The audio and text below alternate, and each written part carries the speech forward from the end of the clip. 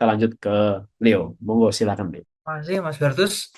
Selamat malam Ibu Bapak dan teman-teman sekalian. Pada malam hari ini saya akan menyampaikan dari perikop Matius 10 ayat 34 sampai 42. Nah, barangkali kita bisa beri suatu judul gitu ya dari perikop ini yaitu paradoks gitu ya, paradoks kedatangan Yesus. Bahwa kita mau belajar pada malam hari ini damai Kristus itu bukanlah Yesus akhirnya berkompromi dengan segala status sosial, dengan segala bentuk eh, dinamika sosial terjadi pada masyarakat pada saat itu. Tapi kebenaran yang mau dibawa oleh Kristus adalah dia mau menguji relasi terdalam manusia dengan penciptanya. Jadi ada ayat yang menarik bahwa aku datang bukan untuk membawa damai, melainkan pedang. Jadi memang ada suatu konflik yang dibawa entah dalam keluarga gitu ya, sebagai bentuk benturan antara nilai kerajaan Allah dengan nilai-nilai di dunia ini.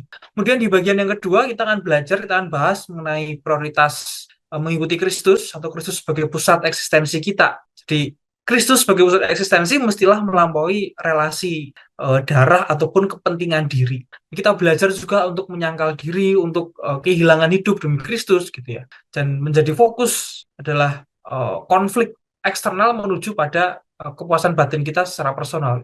Kemudian yang bagian ketiga adalah kita membahas mengenai upah kerajaan surga ataupun solidaritas misi.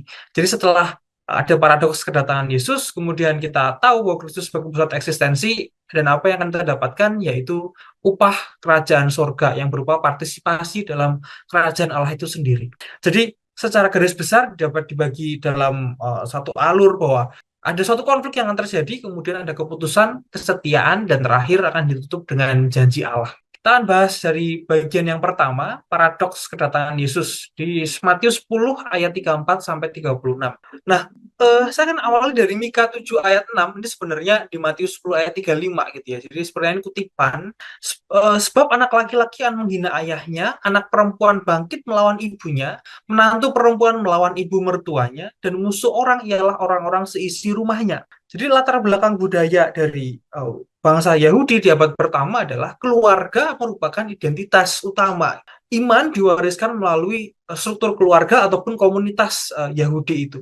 Ketika mereka mengucapkan kata shalom, gitu ya, damai, gitu ya, damai beserta kita, itu tidak pertama-tama dipahami sebagai disposisi batin untuk membawa damai, gitu ya, melainkan sebagai bentuk dari keteraturan sosial, bentuk dari budaya, itu bentuk dari stabilitas secara komunitas itu ya, stabilitas komunal. Jadi bentuk dari menjaga loyalitas gitu ya, kepada orang tua ataupun garis keturunan keluarga merupakan fondasi bagi identitas mereka. Dan karena itulah pewartaan Injil yang Yesus ingin bawakan dalam masyarakat Yahudi pastilah menuntut banyak sekali pertobatan atau perubahan personal gitu ya, dan kesetiaan yang cukup keras yang disyaratkan oleh Kristus kepada mereka. Seperti dikatakan oleh Jerome Biblical Commentary, hasil langsung dari pemberitaan Injil adalah perselisihan di dalam komunitas Yahudi yang bahkan menyentuh hubungan keluarga. Tapi Injil sendiri tidak ada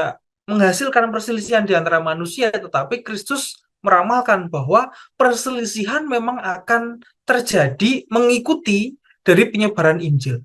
Dan kalimat inilah yang menjadi tafsiran, merupakan cerminan dari pengalaman gereja perdana. Banyak orang yang pada saat itu mengharapkan kehadiran Mesias membebaskan secara politis, membawa stabilitas sosial gitu ya. Tapi kedatangan Kristus sendiri justru menampilkan diri sebagai Mesias yang disalibkan yang membawa pertobatan. Jadi pada saat ini kita mau belajar bahwa Yesus tidak sedang menciptakan konflik sebagai tujuan kedatangan dia di dunia ini, melainkan adanya suatu konsekuensi yang cukup objektif gitu ya dari kebenaran yang mau dibawa oleh Yesus yang diwartakan kepada dunia yang pada saat itu kita semua sudah tahu terluka oleh karena dosa. Kita akan masuk pada Matius 10 ayat 34. Jangan kamu menyangka bahwa aku datang untuk membawa damai atas bumi. Aku datang bukan untuk membawa damai, melainkan pedang. Jadi sabda ini cukup mengguncang gitu ya, karena dia berlawanan secara frontal, secara jelas dengan gambaran umum tentang Yesus yang datang sebagai Raja Damai. Yesus datang sebagai Sang Gembala yang lembut. Yesus datang sebagai yang membawa pertobatan, membawa rekonsiliasi. Next. Nah, kemudian ada pertanyaan gitu ya dari Santo Yohanes Chrysostomus. Bagaimana mungkin Yesus yang kelahirannya diiringi oleh nyanyian damai sejahtera di bumi dengan nyanyian Gloria in Excelsis Deo, kita baru merayakan Natal gitu ya. Dan saat ini berbicara tentang pedang di hadapan paradoks ini, justru di depan paradoks ini, para bapak gereja atau gereja sendiri gitu ya, tidak pernah memilih jalan untuk memberikan tafsiran secara lebih halus atau melunakkan narasi, tapi diajak untuk masuk pada logika ilahi bahwa damai sejati tidak pernah dilepaskan dari kebenaran itu sendiri, dan kasih memang tidak pernah dipisahkan dari pemurnian. Nah, kita baca dari 1 Yohanes Chrysostomus dengan jelas menolak pembacaan literal terhadap makna pedang ini. Karena ini lebih dari segalanya adalah kedamaian. Ketika yang sakit dipotong, ketika yang menimbulkan perselisihan dihilangkan, karena hanya dengan demikian bahwa surga dapat bersatu dengan bumi. Karena demikian pula, para dokter menyelamatkan seluruh tubuh dengan memotong yang tak dapat disembuhkan. Jadi di sini Santo Yohanes Chrysostomus akhirnya memperkenalkan analogi yang cukup klasik, yaitu dokter dan amputasi gitu ya. Jadi damai sejati bukanlah merupakan suatu absensi terhadap konflik, tapi keutuhan yang mau dipulihkan. Meskipun ada luka sementara yang mesti dialami. Dan dengan ketajaman yang sama, bahwa Yohanes Chrysostomus kembali menegaskan bahwa seandainya ada konflik, seandainya ada perang, itu sendiri bukan akibat dari tujuan kedatangan Kristus gitu ya, tapi dari temperamen ataupun dari problematika masyarakat pada saat itu. Kristus tidak menciptakan perpecahan, tapi kebenaranlah yang membelah ketika ditolak. Dan hal ini pun diperkuat oleh tafsiran dari Jerome Biblical Commentary yang mengatakan bahwa seperti Tuhan akhirnya membagi bahasa mereka untuk menghancurkan persatuan yang jahat. Dalam hal ini konteksnya adalah Menara Babel. Jadi bayangkan saja, Tuhan akhirnya menghancurkan persekongkolan jahat itu agar mereka tetap mengingat gitu ya, pada Tuhan. Seandainya Tuhan tidak membagi-bagi bahasa mereka, barangkali Menara Babel itu sudah jadi, dan kesombongan manusia tidak akan pernah bisa diampuni lagi gitu kira-kira. Jadi dengan hal ini Jerome Bible Commentary justru menambah atau memperdalam makna bahwa sabda Yesus yang mau dibawa dikaitkan dengan sejarah keselamatan, dikaitkan dengan sejarah ketika Menara Babel itu gagal untuk dibangun, dan seluruh dunia itu terpecahkan karena ketiadaan iman kepada Kristus. Jadi damai yang tidak berakar pada kebenaran merupakan suatu koalisi dosa, bukanlah suatu damai. Ya. Kemudian selanjutnya kita akan baca dari Matius 10 ayat 35. Sebab aku datang untuk memisahkan orang dari ayahnya, anak perempuan dari ibunya, menantu perempuan dari ibu mertuanya. Nah, Santo Yerusalem memberikan tafsiran bahwa pada awalnya yang membuat pemisahan pertama adalah baptisan. Ada orang yang menyerahkan diri yang dibaptis, ada juga yang tidak, gitu. Bangsa Yahudi pada saat. Nah, tapi dengan kita dibaptis, tentu kita dibebaskan dari segala dosa asal, dari segala dosa nenek moyang kita. Kita dipisahkan dari kasih ayah dan kasih ibu kita, bapak ibu kita yang berlebihan, sehingga kita terpisah dari mereka. Dan ketika manusia melepaskan diri dengan dosa ataupun dengan ketidaksetiaannya di masa lalu, maka ada roh yang dijadikan dalam pikiran dan tubuh untuk membantu manusia untuk membenci cara kebiasaan hidup yang lama. Maka pedang yang dibawa oleh Kristus bukanlah yang destruktif, melainkan yang operatif. Gitu. Memisahkan manusia lama dari manusia baru. Sebab di antara orang Yahudi pun juga ada manusia seperti itu, ada nabi-nabi palsu, ada orang yang terpecah, ada keluarga yang berselisih. Dan Santo Yesus melanjutkan bahwa kamu jangan percaya dengan teman gitu ya, janganlah kamu percaya juga berharap pada pembimbing gitu. Sebab nilai dari seorang pewarta, nilai dari seorang individu adalah ketika dia mampu mewartakan mengenai Kristus sendiri. Dan hal itu sudah kita pernah bahas gitu ya, kita sampaikan 3 minggu yang lalu ketika kita membahas mengenai Yohanes Pembaptis. Yang membuat dia bernilai adalah karena dia mewartakan Kristus. Kemudian yang berikutnya adalah tafsiran dari Santo Agustinus dari Hippo. Bahkan dia menafsirkan ini sebagai bentuk secara alegoris gitu ya, secara eklesiologis gitu ya, bahwa anak perempuan melawan ibunya setara atau ditafsirkan sebagai umat Allah yang melawan dunia. Menantu perempuan melawan ibu mertuanya yaitu gereja yang melawan sinagoga. Nah, tentu kalau umat Allah melawan kota dunia, kita bisa bayangkan ada masyarakat yang kita lawan gitu ya, manusia yang jahat yang dibicarakan dalam kitab suci, misalnya kota-kota seperti Babel, Mesir, gitu ya, Sodom, Moab, dan kota-kota lainnya. Dengan demikian bahwa konflik keluarga menurut Santo Agustinus dari Hippo dibawa gitu ya, menjadi cerminan antara konflik kerajaan Allah dengan dunia yang menolak kebenaran. Jadi ini lebih gitu ya, menandakan kuasa Kristus bahwa mendengar hal-hal ini kita semua perlu gitu ya, untuk menerimanya, dan mereka barangkali perlu untuk mulai saling mengajarkan mengenai Injil itu sendiri. Tapi gereja tidak hanya berhenti pada konflik yang eksternal. Hedek Catholic Bible Commentary mengatakan bahwa musuh-musuh manusia adalah nafsu, cinta, kebencian, kemarahan, dan iri hati. Dan mereka lah yang mesti kita lawan dengan pedang. Dan pedang Injil pertama-tama menyasar dari rumah batin manusia, yaitu hal-hal yang demikian gitu, yang berisi nafsu, cinta, kebencian, kemarahan, dan iri hati. Itu tergantung pada kadarnya. Maka di tengah dunia yang modern saat ini, nah ini masuk pada relevansi kontemporer barangkali ya. Pedang Kristus itu jarang tampil sebagai penganiayaan secara fisik, jelas gitu ya. Tapi dia hadir dalam bentuk perdebatan ataupun ketegangan di antara dua nilai yang polaritas gitu, saling saling saling bersaing gitu. Antara iman ataupun ketika kebenaran itu menjadi relatif, antara kesetiaan pada Injil ataupun antara kesetiaan dengan kompromi, atau antara kebenaran dengan penerimaan sosial. Tapi kita yakin bahwa pada hari ini dia tidak membawa damai yang palsu. Gitu. Dia juga tidak datang dengan damai yang mengorbankan kebenaran demi kenyamanan relasional. Jadi Injil yang kita baca pada hari ini tetap membelah bukan karena dia tajam, tapi karena dia jujur. Nah, itulah yang bisa kita pelajari di bagian yang pertama, bahwa pedang yang dibawa oleh Kristus adalah lambang dari hak otoritas, ketidakberpihakan, keadilan, dan kompromi dari pelanggar. Pedang adalah firman yang Yesus bawa untuk memutus ikatan penghalang dengan. Kemudian bagian yang kedua, yaitu Kristus sebagai pusat eksistensi. Nah, ini singkat saja. Setelah Yesus menyatakan bahwa Injilnya akan membawa pedang, yaitu pemisahan antara kebenaran dan ilusi damai, nah saat ini kita melangkah lebih dalam ke inti persoalan. Siapa yang seharusnya atau apa yang seharusnya menjadi pusat hidup kita? Kalau sebelumnya kita membahas mengenai konflik yang tidak terhindarkan, maka bagian ini kita bicara tentang keputusan manusia secara eksistensial, itu keputusan eksistensial manusia. Kristus tidak hanya menuntut pilihan etis, tapi dia menuntut disposisi batin kita secara total. Matius 10 ayat 37, barang siapa mengasihi bapak atau ibunya lebih daripadaku, dia tidak layak bagi. Jadi kata kuncinya adalah lebih daripadaku. Dan disinilah Injil meninggalkan wilayah yang wilayah kompromi gitu, meninggalkan wilayah yang tidak jelas, tapi masuk pada wilayah yang keputusan gitu ya, radikal gitu ya, sering mungkin dikatakan absurd gitu ya. Tapi yang dipertaruhkan bukan sekedar relasi sosial, tapi barangkali struktur terdalam cinta manusia gitu ya, kepada ayah ibu kandungnya sendiri. Kita sudah belajar tadi di part sebelumnya bahwa budaya Semitik, kasih kepada orang tua, kepada keluarga adalah kewajiban gitu ya, kewajiban suci yang menopang tatanan sosial sekaligus tatanan religius pada masyarakat Yahudi. Dan Taurat sendiri memerintahkan penghormatan kepada ayah dan ibu, dan itu pun juga tertulis dalam Dekalog. Karena itu ketika Yesus mengatakan hal ini menimbulkan keresahan gitu ya di antara mereka, di antara orang Yahudi, melahirkan revolusi gitu ya, revolusi nilai gitu ya. Tapi Kristus tidak pernah mengajarkan untuk mengasihi mereka lebih rendah.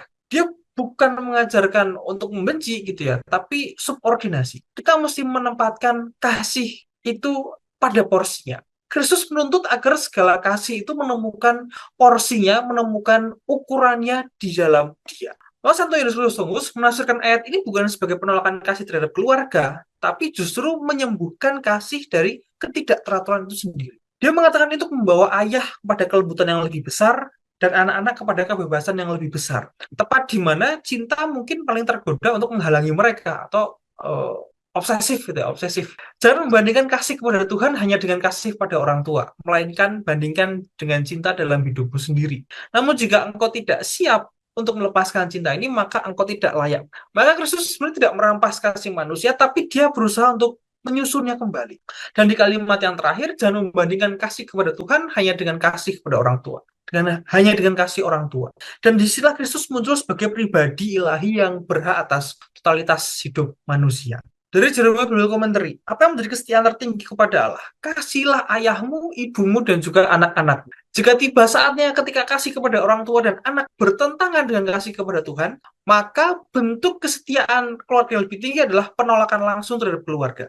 Hanya jika ketika kasih kepada orang tua dan anak bertentangan dengan kasih kepada Tuhan. Jadi dengan kata lain, menempatkan Allah di pusat bukanlah pengkhianatan terhadap keluarga, tapi justru menjadi pondasi yang baru, relasi yang terdalam. Relasi mana yang lebih penting? Jadi Kristus ingin mendudukkan kembali perkara relasi ini. Kalau memang keluarga sebagai pondasi pada masyarakat Semitik pada saat itu, maka hal ini perlu diubah gitu. Diubahkan kembali. Kasih kepada siapa? Kepada Allah. Jadi Santo Agustinus dari Hippo misalnya mengungkapkan dengan cukup personal itu ya, aku akan mengasihi kamu di dalam Kristus, bukan untuk menggantikan Kristus. Kamu akan bersamaku dalam Dia, tapi aku tidak akan bersamamu tanpa Dia. Jadi inilah kasih yang justru eh, jika kasih itu menyingkirkan Kristus, maka justru kasih itu kehilangan daya kekalnya. Nah, di situ poinnya. Matius 10 ayat 38, barang siapa tidak memikul salibnya dan mengikut aku, ia tidak layak bagiku. Nah, kemudian Yesus melangkah dari kasih menuju salib. Bahwa kita tahu bahwa salib itu bukanlah suatu metafora yang ringan. Dan Santo Gregorius Agung ada memberikan dua cara untuk memikul salib Tuhan, yaitu ketika kita mengekang daging dengan pantang, dan ketika kita menjadikan penderitaan sesama itu menjadi milik kita. Salib tanpa Kristus adalah asketisme kosong, dan disinilah ajaran Gereja Katolik kembali direnungkan gitu ya, mengenai solidaritas kaum miskin sebagai bagian integral ataupun penyembahan dari ibadah kita. Dan terutama bulan depan 18 Februari kita sudah masuk ke Rabu Abu, tepat setelah Chinese New Year gitu ya. Jadi saatnya kita merasakan dan merefleksikan kembali salib-salib yang harus kita pikul gitu ya, salib-salib hidup yang mesti kita rasakan gitu ya, untuk bersama-sama memikul salib Kristus itu dengan berpantang, berpuasa, dan solidar. Sebab Allah sendiri adalah Allah yang solider gitu ya, sebagaimana 3 minggu lalu sudah kita pelajari bahwa Allah pun juga mau belajar dari setiap penderitaan manusia. Allah ingin bersama-sama dengan ciptaannya itu untuk melampaui kehidupan di dunia ini agar kita semua memperoleh kemenangan yang setara dengan para kudus nanti di surga. Matius 10 ayat 39, barang siapa mempertahankan nyawanya, ia justru kehilangan nyawanya. Nah, disinilah paradoks. Santo Agustinus merangkum logika ini dengan mengatakan bahwa kenapa kita tidak mau menghina hidup kita sendiri, tidak mau merendahkan hidup kita sendiri. Apakah kita sudah berada dalam zona nyaman? Apakah karena kita menyukai keadaan kita yang saat ini? Justru ketika kita mulai menyukai kehidupan saat ini, dengan alasan itulah kita perlu merendahkan hidup kita sendiri. Nah, jadi tafsiran dari Matius 10 ayat 39 dijelaskan dengan cukup baik oleh Santo Yohanes Chrysostomus. Barang siapa mempertahankan nyawanya, justru ia kehilangan nyawanya. Kalau kita mulai menyukai hidup kita saat ini, nah barangkali kita perlu untuk merendahkan hidup kita sendiri. Nah, kenapa kita tidak mau gitu ya? Karena kita menyukainya. Nah, kalau kita menyukai hidup kita sendiri, justru di titik itulah kita perlu untuk merendahkan hidup kita sendiri. Jadi kasih yang benar itu selalu yang siap kehilangan demi kebenaran. Nah, itu kata Santo Yohanes Chrysostomus. Maka relevansi kontemporernya adalah ketika kita terus gitu ya, mencari pusat eksistensi dalam dunia, tidak dalam Kristus, melalui karir, melalui relasi, melalui identitas, keluarga, gitu ya, bahkan melalui spiritualitas itu sendiri. Tapi Injil hari ini menegaskan bahwa tanpa Kristus di pusat eksistensi kita, maka pusat-pusat yang lain yang kita anggap sebagai pusat menjadi runtuh, menjadi berhala. Jadi memikul salib pada hari ini justru kita mesti setia pada kebenaran, mesti ada kehilangan penerimaan sosial, atau taat pada suara hati meski ditolak, atau memilih Injil meski harus kehilangan diri kita versi. Kita mesti tegaskan bahwa Kristus tidak pernah meminta kita untuk mencintai lebih sedikit, melainkan mencintai secara benar. Mencintai secara benar menemukan ukurannya di dalam diri. Jadi inilah yang kita bisa pelajari bahwa Kristus tidak meminta kita untuk mencintai lebih sedikit, melainkan mencintai secara benar.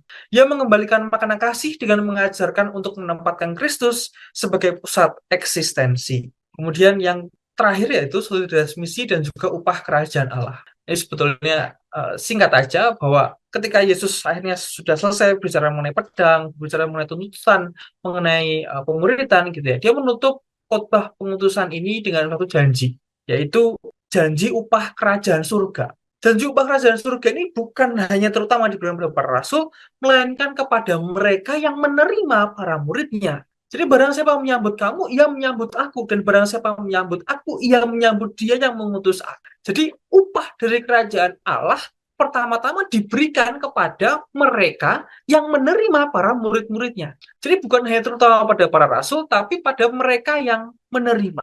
Menurut Santo Yohanes Chrysostomus, dan kehormatan pertama yang dia berikan adalah dengan mengatakan, barang siapa menerima kamu, menerima aku. Dan barang siapa menerima aku, menerima dia yang mengutus aku. Dengan ini apa yang dapat dibandingkan bahwa seorang harus menerima bapak dan anak. Dan disinilah Kristus akhirnya mengikatkan martabat ilahinya gitu ya pada tubuh gereja yang rapuh. Nah, tindakan penerimaan inilah, tindakan menerima inilah yang tampak kecil gitu ya, biasa, tapi ini menjadi tindakan teologis yang bermakna. Orang yang menerima para rasul yang memberitakan tentang Tuhan sendiri artinya menerima kepenuhan keilahian itu sendiri.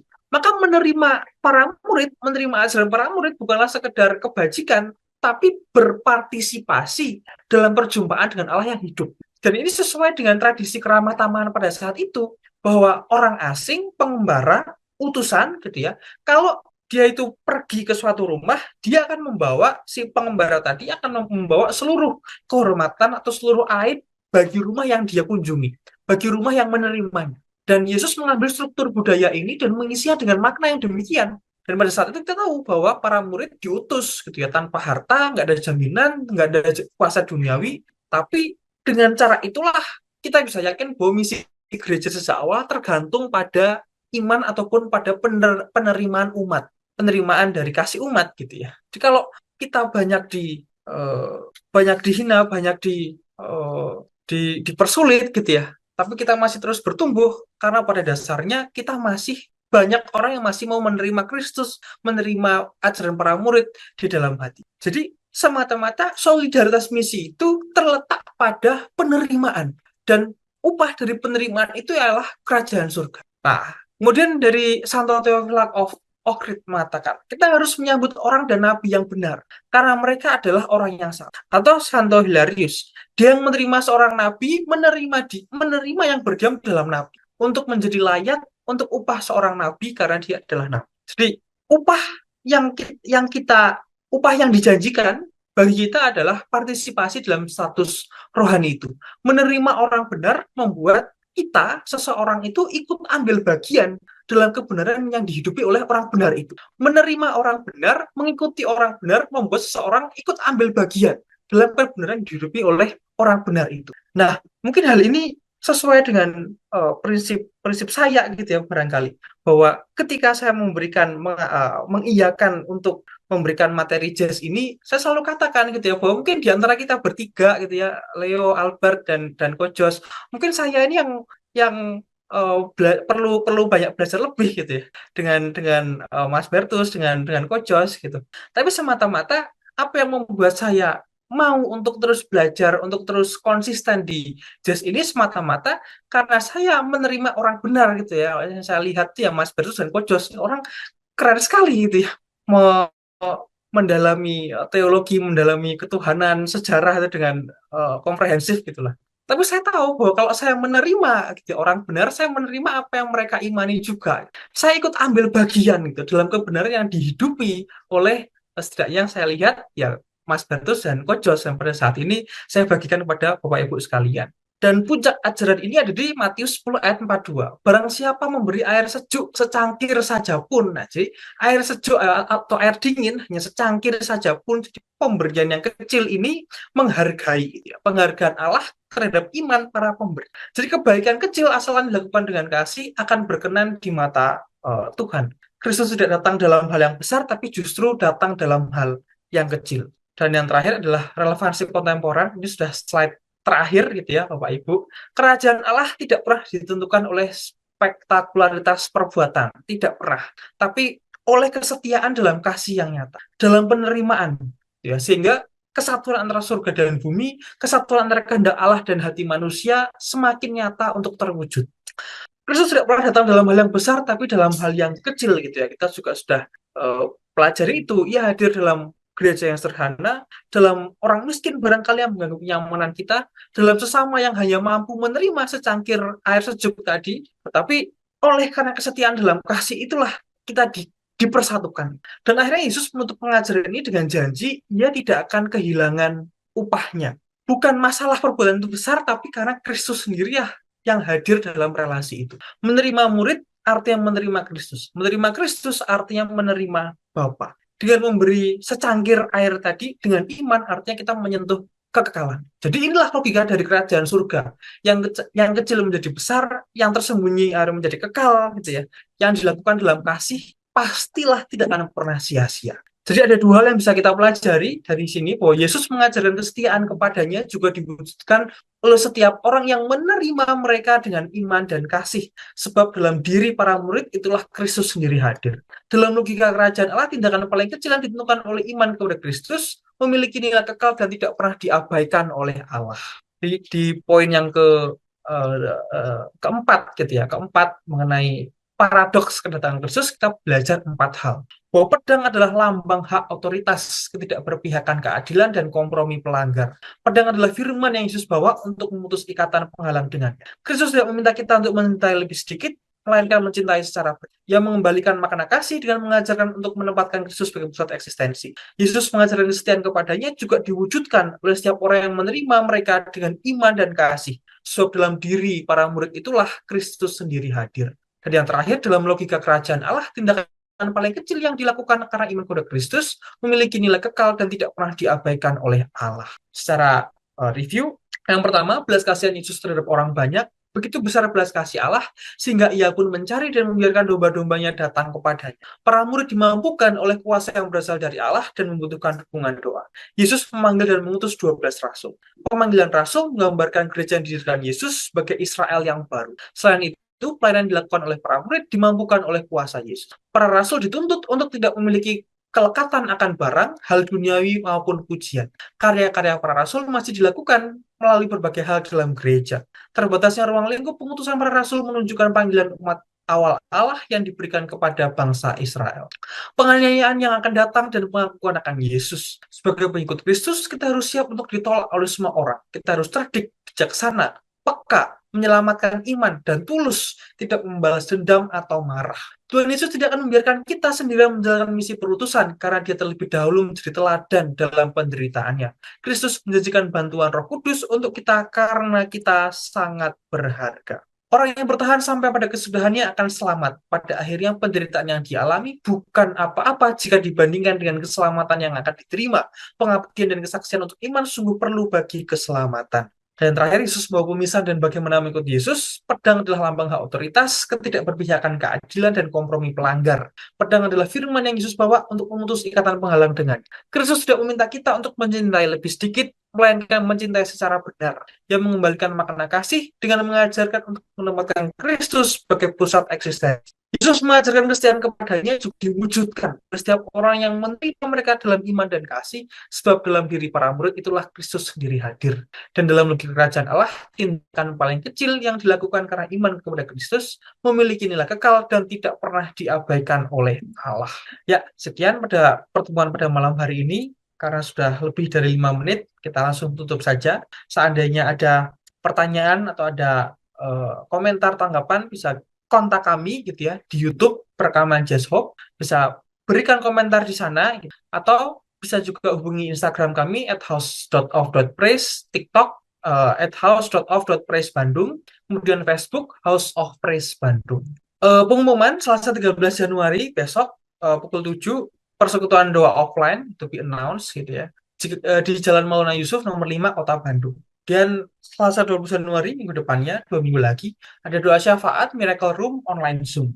Dan kita akan bertemu lagi ya Bapak dan teman-teman sekalian di Jazz 22 Januari pukul 7. Yesus selalu ada, menolong yang takut, memberi makan yang lapar, dan menyembuhkan yang sakit. Nah, sepertinya akan begitu banyak nilai moral kemanusiaan yang bisa kita pelajari gitu ya di 2026 nih barangkali ya, 22 Januari 2026. Ya, mungkin kita langsung tutup saja pertemuan pada malam hari ini. Terima kasih atas kebersamaannya. Kita tutup dalam doa. Dalam nama Bapa dan Putra dan Roh Kudus. Amin. Santo Mikael, malaikat agung, belalah kami pada hari pertempuran. Jadilah pelindung kami melawan kejahatan dan jebakan si jahat. Dan rendah hati kami mohon kiranya Allah menghardiknya. Semoga engkau, hai Panglima pasukan surgawi, dengan kuasa Allah, mencampakkan ke dalam neraka setan dan semua roh jahat lain yang berkeliaran di dunia, hendak membinasakan jiwa-jiwa. Amin. Kemuliaan kepada Bapa dan Putra dan Roh Kudus, seperti pada permulaan, sekarang, selalu, dan sepanjang segala abad. Amin. Dalam nama Bapa dan Putra dan Roh Kudus. Amin.